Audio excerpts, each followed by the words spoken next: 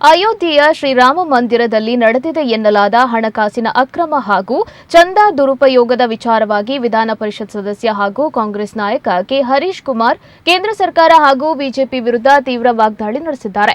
ದಕ್ಷಿಣ ಕನ್ನಡ ಜಿಲ್ಲಾ ಕಾಂಗ್ರೆಸ್ ಕಚೇರಿಯಲ್ಲಿ ಸೋಮವಾರ ಸುದ್ದಿಗೋಷ್ಠಿಯಲ್ಲಿ ಮಾತನಾಡಿದ ಅವರು, ದೇಶದಲ್ಲಿ ಚಂದಾ ಚೋರಿ, ವೋಟ್ ಚೋರಿ, ಶಾಸಕ ಸಂಸದರ ಚೋರಿ ಸೇರಿದಂತೆ ಎಲ್ಲವೂ ಚೋರಿ ಆಗ್ತಾ ಇರುವಾಗ ಚೌಕಿದಾರ್ ಏನು ಮಾಡ್ತಾ ಇದ್ದಾರೆ ಅಂತ ನೇರವಾಗಿ ಪ್ರಶ್ನಿಸಿದ್ದಾರೆ.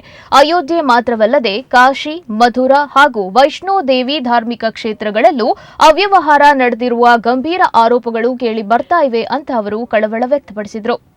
ಚಂದಾ ಚೋರಿ, ಎಂಎಲ್ಎ ಚೋರಿ, ಎಂಪಿ ಚೋರಿ, ಚಂದಾ ಚೋರಿ, ಸರ್ಕಾರ ಚೋರಿ, ವೋಟ್ ಚೋರಿ, ಎಲ್ಲ ಚೋರಿ. ಚೌಕಿದಾರ ಏನ್ ಮಾಡ್ತಾ ಇದ್ದಾರೆ? ಹಾಗಾದ್ರೆ ಚೌಕಿದಾರ ಕಾಯ್ಬೇಕಲ್ಲ ಇವರನ್ನೆಲ್ಲ. ಎಲ್ಲ ಚೋರಿ ಆದ್ರೆ ಏನು ಈ ಸರ್ಕಾರ ಯಾಕೆ ಇರ್ತದೆ ಇಲ್ಲಿ? ಈಗ ಅಯೋಧ್ಯೆದಾಯ್ತು, ನೆಕ್ಸ್ಟ್ ಅಲ್ಲಿ ಏನು ಇನ್ನೆರಡು ದೇವಸ್ಥಾನಗಳದ್ದು ಹೊರಗೆ ಬರ್ತಾ ಇದ್ದಾವೆ.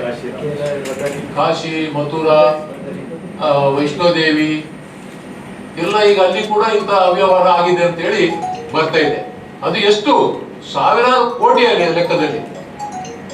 ಒಂದು ಸಣ್ಣ ಉದಾಹರಣೆ ಕೊಡ್ಬೇಕಾದ್ರೆ, ಕರ್ನಾಟಕ ರಾಜ್ಯದಲ್ಲಿ ಧಾರ್ಮಿಕ ದತ್ತಿಯನ್ನ ಬಿಜೆಪಿ ಸರ್ಕಾರ ಇರುವಾಗ ತಂದ್ರು.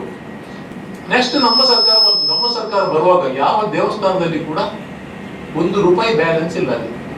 ನಮ್ಮ ಸರ್ಕಾರ ಬಂದು ನಮ್ಮ ಸರ್ಕಾರ ಬರುವಾಗ ನಾವು ಅಪಾಯಿಂಟ್ ಮಾಡಿದೆವು, ನಮ್ಮ ಪಕ್ಷದ ಕಾರ್ಯಕರ್ತರನ್ನ ಅಪಾಯಿಂಟ್ ಮಾಡಿದೆವು.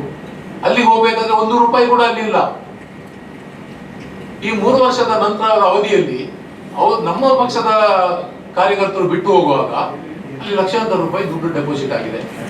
ತಳಮಟ್ಟದಿಂದಲೇ ಚೋರಿ ಮಾಡುವ ಒಂದು ವಿದ್ಯೆ ಕಲಿಸಿಕೊಟ್ಟದ್ದು ಬಿಟ್ರೆ ಬೇರೆ ಯಾವುದೂ ಇಲ್ಲ. ಅಲ್ಲಿಂದಲೇ ಪ್ರಾರಂಭ ಆಗ್ತದೆ, ಬಾಟಮ್ ಇಂದ ಅಪ್ ಟು ಟಾಪ್.